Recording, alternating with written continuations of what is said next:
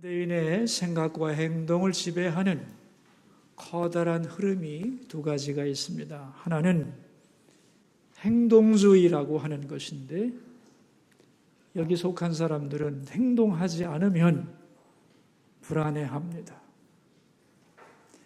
일을 할 때는 살아있는 것 같고 일을 하지 않을 때는 무가치하게 느낍니다. 할 일이 없으면 슬퍼집니다. 이런 사람들은 뭔가를 계속 계획을 세우고 그 목적을 성취하기 위하여 몸부림을 치죠. 시간에 대하여 예민하고 업적에 대하여 민감합니다. 문제는 이런 사람들의 마음속에는 평안함이 없다는 거죠. 일에 쫓기며 살아가는 겁니다. 이 행동주의가 왜 나왔는가 하면 내 인생의 지배자가 나다. 나는 내 시간을 지배할 수 있다고 하는 생각에서부터 나온 겁니다. 내 인생은 내 거다. 내가 노력해서 내 삶을 지배하겠다. 그런 마음이죠. 이런 사람들이 좋아하는 말이 있죠. 하면 된다라는 말입니다. 이 행동주의와 정반대되는 것이 뭐냐면 허무주의입니다. 여기 속한 사람들은 행동의 결과에 대하여 늘 불안한 마음을 가지고 살아갑니다. 잘 될까? 노력해봐야 소용이 없다는 두려움에 빠져 있습니다. 그래서 의욕을 잃고 되는 대로 살아가는 경향이 있죠. 이 허무주의에 빠지는 이유는 뭐냐 하면 나는 내 인생의 주인공이 아니라는 생각, 내 시간을 내가 지배할 수 없다는 생각에서부터 오는 거죠. 어차피 인생은 정해진 대로 흘러가는 거다. 내가 발버둥 쳐봐야 어떻게 벽을 넘겠는가. 될 대로 되라지. 그래서 이런 사람들이 좋아하는 말이 있죠. 팔자소관이라고. 자, 여러분, 이 두 가지의 극단적인 경향과 이 흐름 중에 어느 것이 더 와닿습니까? 어느 것이 더 잘 맞는 것 같습니까, 여러분? 두 가지 다 틀린 겁니다. 우리 삶에는 이 두 가지가 교묘하게 얽혀 있죠. 우리가 꼭 알아야 되는 것은 우리는 시간의 지배자가 아니라는 겁니다. 시간은 우리의 의지와 상관없이 우리에게 다가오고 우리의 생각과 상관없이 우리를 떠나지요. 그렇다면 우리는 시간에 대하여 아무것도 할 수 없는 허수아비냐? 그렇지는 않습니다. 이 주어진 시간 안에서 우리는 뭔가를 해낼 수 있죠. 그걸 통하여 내가 누구인가를 증명해낼 수 있는 겁니다. 하나님은 우리에게 시간과 때를 주시죠. 날 때가 있는가 하면 죽을 때가 있고, 건강할 때가 있는가 하면 병들 때가 있고, 심을 때도 있고, 거둘 때도 있고, 형통할 때도 있고, 고난 중에도 살아갈 수가 있는 거죠. 이 때와 시간을 우리가 지배할 수 있느냐? 없어요. 이런 의미에서 인간은 시간의 주체가 아닙니다. 수동적인 존재죠. 그러나 주어진 시간 안에서 그 시간의 목적을 성취할 수 있습니다. 이런 면에서는 또한 시간에 대하여 능동적인 존재입니다.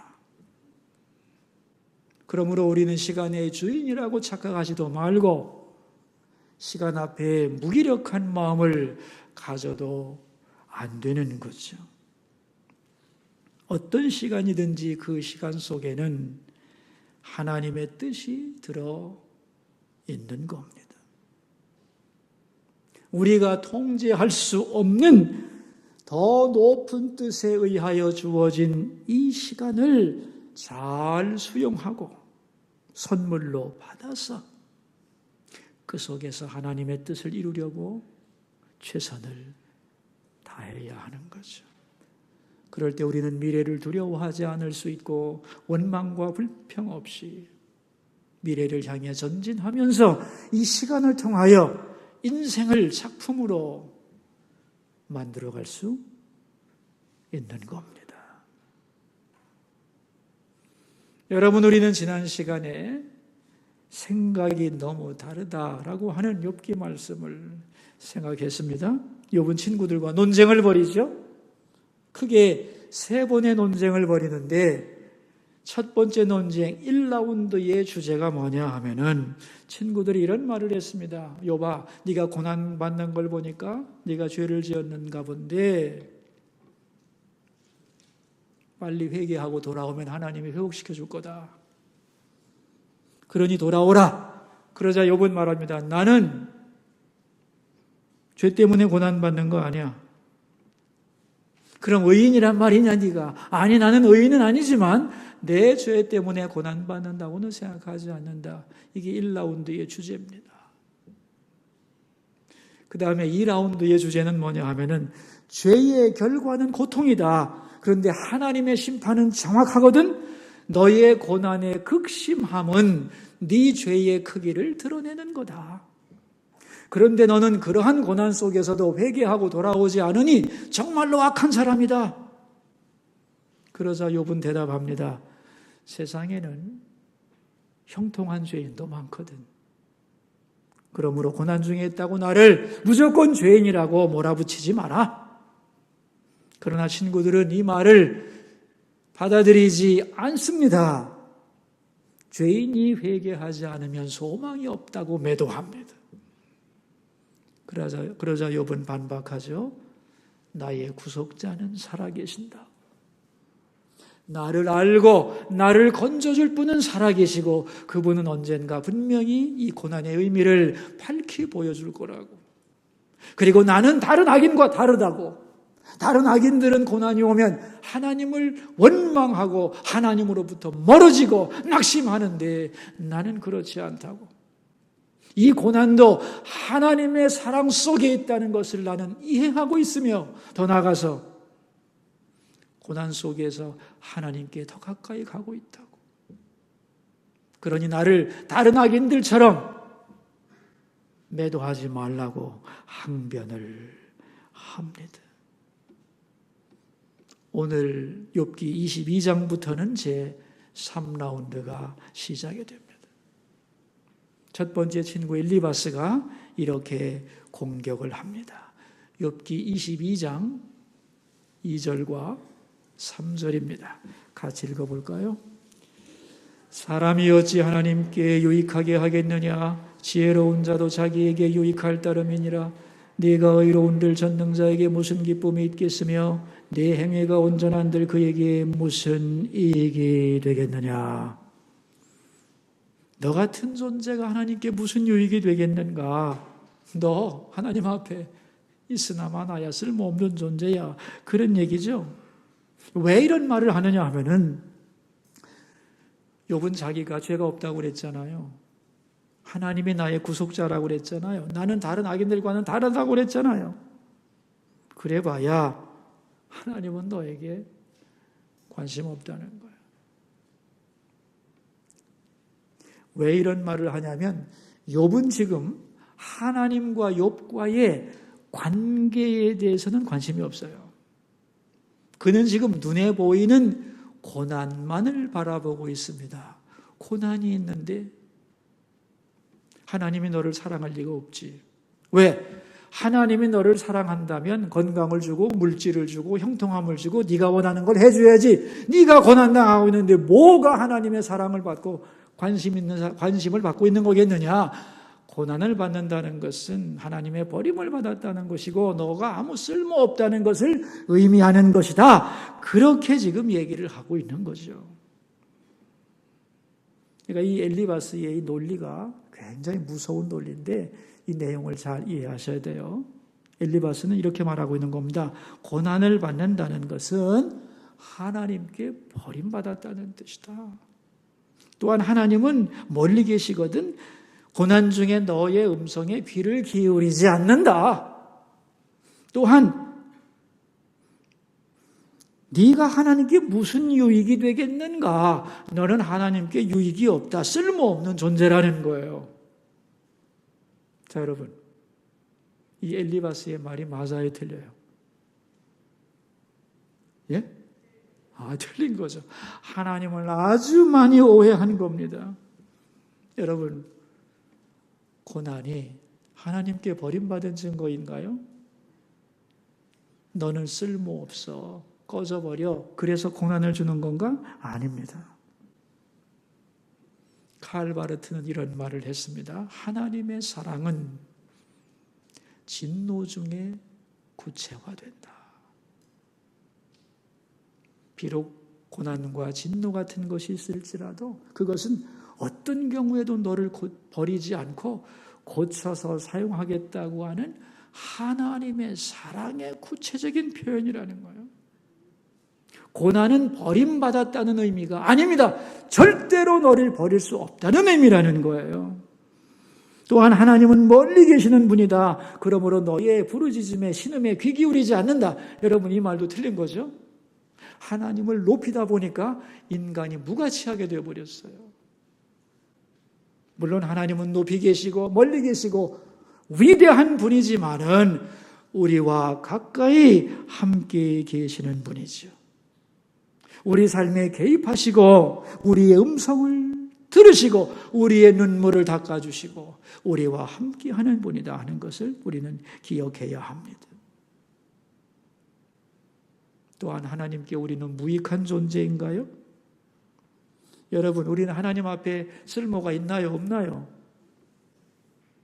우리가 하나님께 물질을 드릴 수 있어요? 지혜를 드릴 수 있어요?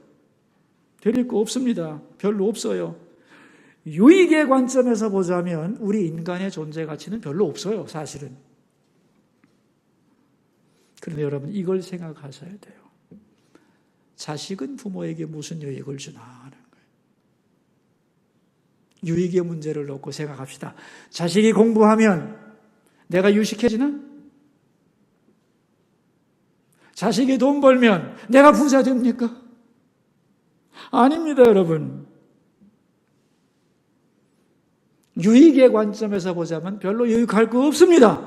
그러나 내 자식은 나에게 필요가 없는 존재냐는 거예요. 필요 없어요? 아니죠? 유익을 주지 못하는지는 몰라도 내 자녀는 나에게 너무너무 소중하죠. 왜요? 내가 사랑하니까요. 그래서 자녀의 눈물을 보면 가슴이 찢어지고 자녀가 웃을 때 부모는 행복해지는 겁니다. 하나님도 그렇습니다.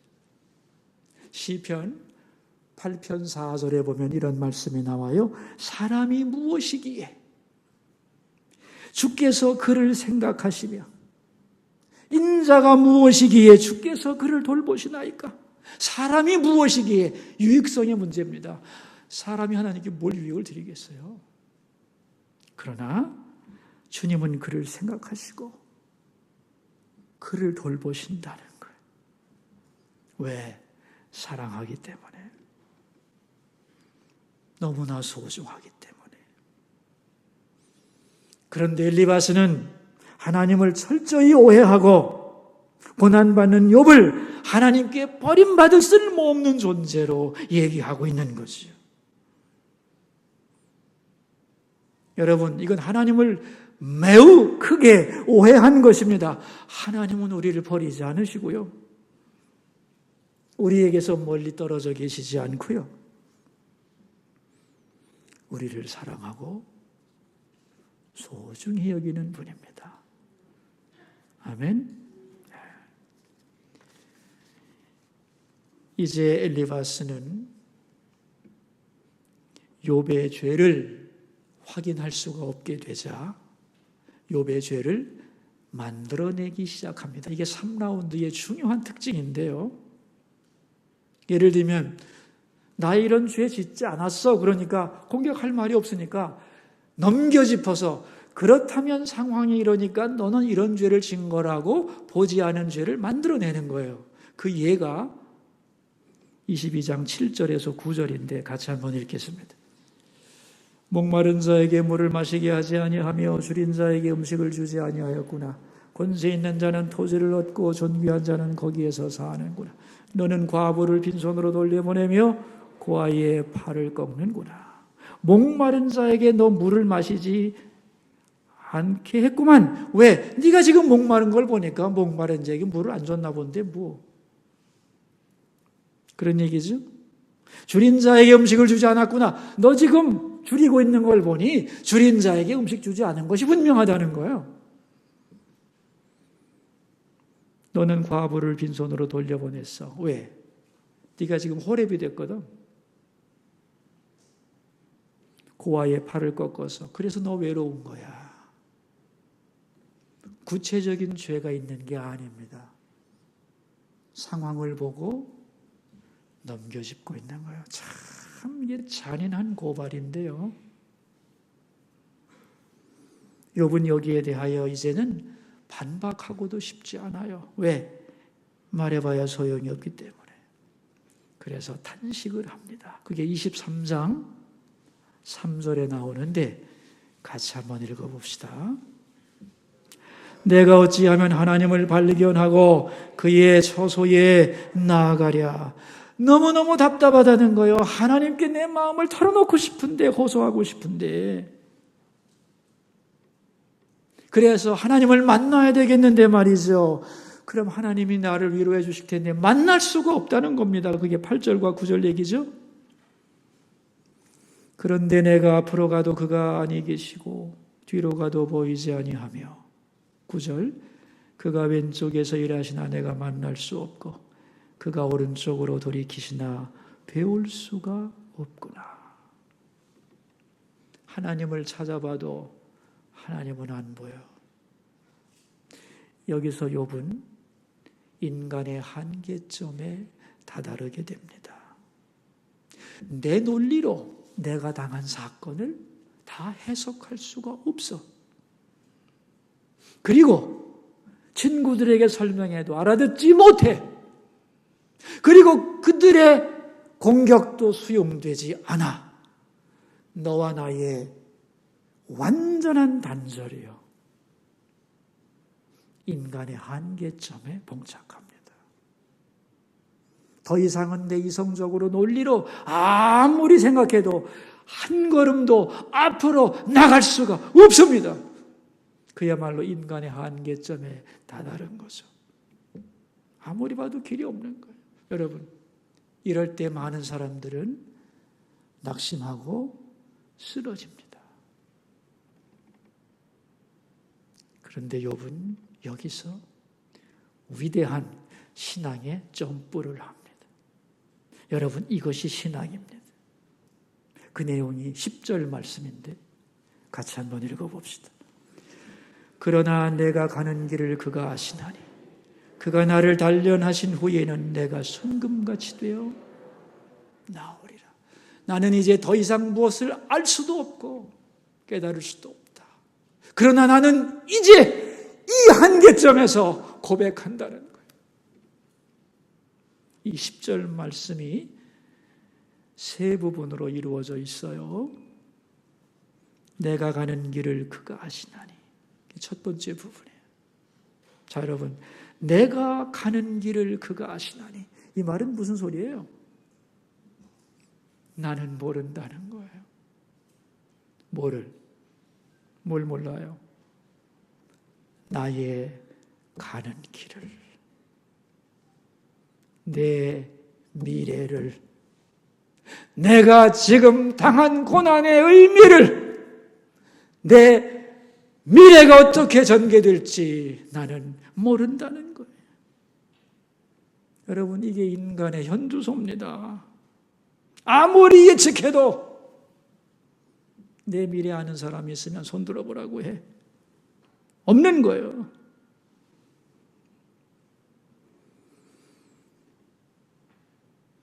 그런데 말이죠. 하나님은 아십니다. 알고, 나는 모르지만 하나님은 나를 알고 내 미래를 아시고 그 길로 인도하라는 거예요. 아멘? 이걸 믿는 게 신앙입니다. 하나님이 알고 인도하시니 잘못된 게 아니지. 필요한 과정이겠지. 나는 모르지만 하나님은 나의 길을 알고 인도하심을 나는 압니다. 이렇게 고백하고 있는 거예요. 그게 신앙적 지식이라고 하는 거예요. 자, 두 번째 10절의 두 번째 부분이 뭐냐 하면은 그가 나를 단련하신 후에는 그랬어요. 이게 뭐냐면 그렇다면 오늘 이 고통의 의미가 뭐죠? 그가 나를 단련하신 후에는. 여기서 이 고통이라는 말이 어떤 단어로 변했습니까, 여러분? 네? 신앙 안에서 고난은 단련이 되는 거예요. 단련. 여러분, 단련이라는 말이 무슨 소리냐면 직역하면 담금질입니다. 담금질. 담금질이 뭐예요? 쇠덩어리 하나를 벌건 불에 달궈서 그 쇠를 뻘겋게 만든 후에 햄머로 때리는 것, 그게 담금질이죠. 그렇게 되면은 뻘겋게 달군 쇠는 부드러워지기 때문에 그걸 햄머로 치게 되면은 그 속에서 불순물이 빠져나가게 되고 분자결합이 치밀해지면서 강철로 변해가는 거예요. 또한 원석을 많이 캐서 그걸 불에 넣어서 녹여서 가공하면 보석이 됩니다. 이 과정을 단련이라고 말하는 거예요. 네, 여러분, 아무 목적 없이 쇠를 때리는 사람 있나요? 없죠. 단련에는 목적이 있는 거예요. 이유가 있는 것이요. 다시 말하면 이 고난이란 단련과 같은 것인데 나를 하나님이 버렸기 때문이 아니고 오히려 더 가치 있고 쓸모있는 존재로 만들기 위한 과정이다. 이렇게 그는 고백하고 있는 겁니다. 그러면서 이 고난의 미래는 무엇냐에 대하여 10절 하반절은 이렇게 말해요. 내가 순금같이 되어 나오리라. 여러분, 고난을 받기 전과 고난을 받은 후는 같아요, 달라요? 예? 달라요. 고난을 받기 전에는 그냥 쇳덩어리입니다. 담금질을 한 뒤에는 강철이 되는 거예요. 고난 받기 전에는 흠도 많고 부실하기도 하고 하나님 앞에 모자란 부분이 많이 있었습니다. 버릴 것이 많았다는 거예요. 그러나 고난을 거치고 나면 순전해지고 깨끗해지고 단단해지고 견고해지고 그래서 하나님 뜻에 합당한 믿음의 사람으로 하나님 나라에 더 어울리는 고상한 존재로 변화가 된다는 겁니다. 그러므로 고난 중에 있는 사람은 반드시 알아야 합니다. 내가 고난을 당하는 걸 보니 나는 하나님께 버림을 받았구나. 하나님은 나에게서 너무나 멀구나. 하나님은 나의 탄식과 눈물을 돌보지 않는구나. 그렇게 말하면 안 된다는 거예요. 어떻게 말해야 되느냐? 하나님은 나를 알고 내 길을 인도하고 계십니다. 하나님은 지금도 나를 단련하고 계십니다. 순금을 만드는 과정입니다. 나는 지금 이 고난 속에서 순금으로 변해가는 중입니다. 아멘. 이래야 된다는 거예요. 그래야 고난을 넉넉히 견딜 수 있다. 그런 말입니다. 그래서 이 10절 말씀은 굉장히 중요한 구절이에요. 자, 우리가 10절처럼 고백할 수 있다면 이제 나의 자세를 어떻게 바꿔야 하느냐. 그게 11절부터 13절인데 우리 11절 한번 읽어볼까요? 내 발이 그의 걸음을 바로 따랐으며 내가 그의 길을 지켜 치우치지 아니하였고 이제는 내가 치우치지 않겠습니다. 휘청거리지 않겠습니다. 억지로 따라가지 않겠습니다. 하나님이 나를 알고 단련시켜가는 그 과정에 대하여 나는 믿고 치우치지 않겠습니다. 그런 얘기죠. 자, 12절입니다. 내가 그의 입술의 명령을 어기지 아니하고 정한 음식보다 그의 입의 말씀을 귀히 여겼도다. 내가 고난의 때에 더욱 하나님 말씀을 꼭 붙들겠습니다. 음식 먹는 것보다 더. 때로 식사는 거를지라도 하나님 말씀 놓치지 않겠습니다. 그런 말이죠. 자, 13절입니다. 그는 뜻이 일정하시나니 누가 능히 돌이키랴. 그의 마음에 하고자 하시는 것이면 그것을 행하시나니. 하나님의 뜻은 어떻대요? 일정하대요. 변함없다는 거예요. 우리를 향한 하나님의 선한 뜻은 변함이 없습니다, 여러분. 예를 들면 이런 거예요. 얘야, 나는 너를 변화시켜 순금 만들기를 원한다. 이게 하나님의 일정한 뜻이에요. 돌이킬 수 있어요, 없어요? 있어요, 없어요? 없습니다. 이 말은 뭐냐면 땡깡 기도하지 않겠다는 거예요. 하나님은 나를 향하여 뜻을 정하시고 그 길로 감에 있어서 나는 그 뜻을 알려고 하지 않고 그 뜻을 알고 거기에 몰입하려고 하지 않고 아이고 그런 거 필요 없으니 빨리 고난이 지나가게 해주시고 내 뜻대로 빨리 바꿔주세요. 이런 짓 하지 않겠다는 거예요. 그러니 하나님 나를 향한 뜻을 알려주시고 그 뜻에 내가 기쁘게 동참하게 해주시고 나 그렇게 기도하며 주님을 따라가겠습니다.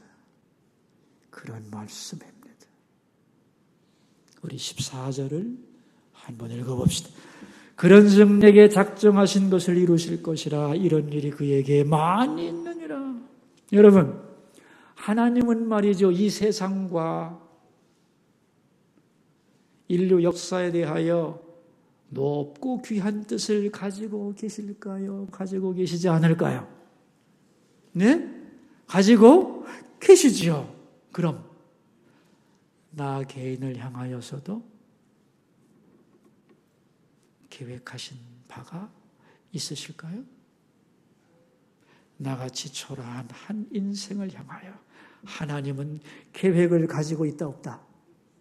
있다 없다? 있다! 그 말이 어디 나와요? 14절에 내게 작정하신 것, 나를 향한 하나님의 계획, 나를 향한 경륜, 나를 향한 뜻이 있다는 거예요. 영어로 personal dispensation이 있어요. 우리 각자를 향한 하나님의 높은 계획들, 그 작정하는 것을 이루신다는 거예요. 그래서 나를 하나님의 작품으로 만드는 거예요.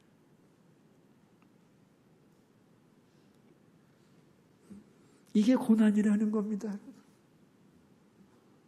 지금 친구들은 네가 죄 때문에 버림받았고 너에게는 미래가 없다. 그렇게 말을 했죠. 그런데 욥은 이렇게 대답합니다. 아니다. 나는 버림받은 것이 아니고 오히려 단련받고 있는 거다. 나는 미래가 없다고? 아니다. 나는 순금이 되어가고 있는 거다. 내 미래는 더욱 아름답게 변할 거다. 하나님의 작품이 되어가는 거다. 이 14절 끝에 이런 말이 나와요. 이런 일이 그에게 많이 있느니라. 이게 뭐예요? 고난의 대부분의 의미는 이렇다는 거예요. 근데 사람들이 이걸 모르고 고난 속에서 낙담하고 버림받았나 슬퍼하고 하나님 원망하는데 그런 거 아니다. 너를 향한 작정하신 바, 내가 너를 향해 계획한 바를 이루어가는 과정 속에 있는 어려운 순간임을 기억하라는 겁니다. 그래서 결론이 15절이죠. 같이 읽읍시다. 그러므로 내가 그 앞에서 떨며 지각을 얻어 그를 두려워하리라. 이제 내가 정신 차리고 깨닫고 하나님 경외하면서 흔들리지 않고 이 길을 걸어가겠습니다. 아멘. 이게 욥의 고백인 거예요. 이 욥의 고백이 우리 모두의 고백이 되기를 주의 이름으로 축원합니다. 기도합시다. 우리 들은 말씀을 생각하면서 세 가지 기도 제목 가지고 주님 앞으로 나갑시다.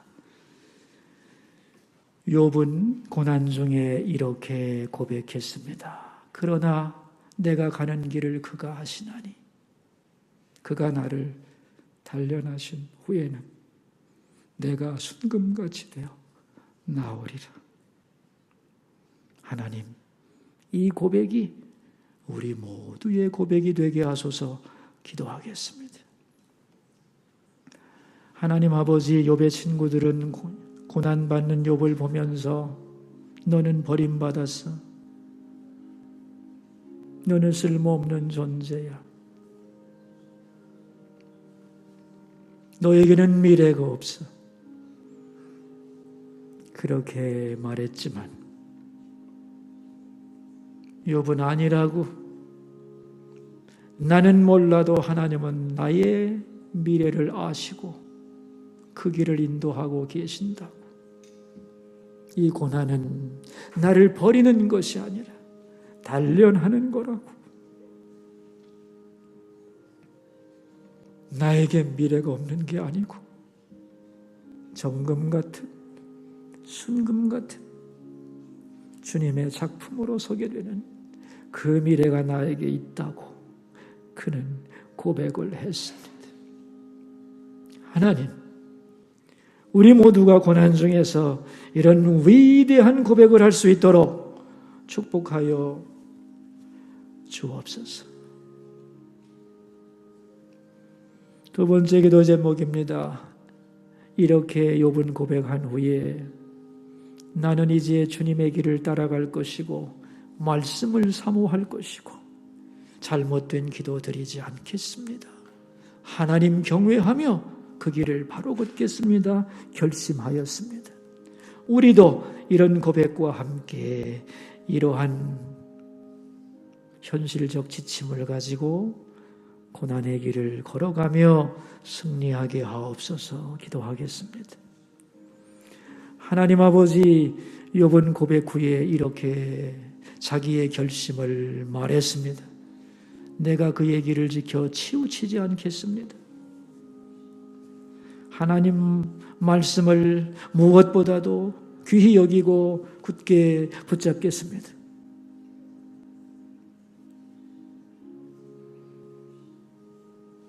그리고 하나님의 뜻을 바꾸라고 거룩한 뜻을 모른 채 땡깡 부리지 않겠습니다. 내게 작정하신 것을 이루시는 주님을 믿고 경외하며 걸어가겠습니다. 결심했습니다. 하나님 우리에게 이 마음을 허락하여 주옵소서. 이런 결심과 함께 이런 삶을 살아가게 해 주옵소서.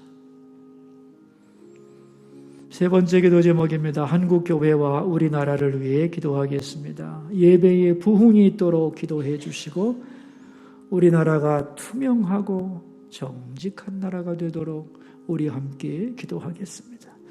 하나님, 오늘 이 땅의 모든 교회들이 예배합니다. 온라인으로 혹은 오프라인으로 예배하는 곳마다 은혜를 베푸시고 이 한국의 교회와 성도들에게 진정한 예배의 부흥이 이루어지게 하옵소서. 우리나라가 매우 어려운 가운데 있습니다. 슬기롭게 잘 극복하게 하시고 특별히 우리나라가 투명하고 정직한 나라가 되게 하여 주옵소서.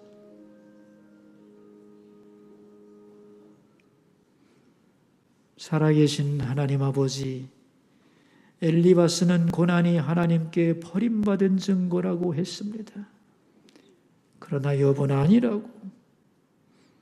나는 모르지만 하나님은 그 이유를 알고 계신다고 대답을 했습니다. 고난은 단련이며 순금을 만든 작업이라고.